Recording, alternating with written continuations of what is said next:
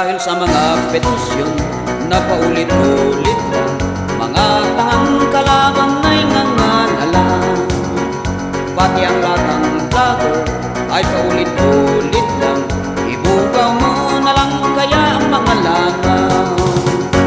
Mga ilang na bang petisyon ang hinain ng kalaban, dahil ito na lang ang kanilang alam. Alam ng kalaban na wala itong basehan, pero inulit-ulit lang. Dahil sa mga petisyon na paulit-ulit lang, mga tangang kalaban ay nanganalang. Puro fake news na ang balitang kinakalat ng kalaban tungkol kay BBM na bida ng bayan.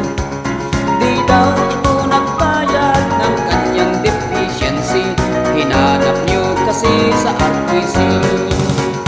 Ang mga fake stream media kasamang vlogger na lata, fake news kayo at mga walang kwenta. Ngaw-ngaw lang ng ngaw-ngaw, ngaw-ngaw lang ng ngaw-ngaw, ang utak ng kalaban ay nalulugaw. Bugaw din ng bugaw, bugaw din ng bugaw, mga kalaban natin ay latang bugaw.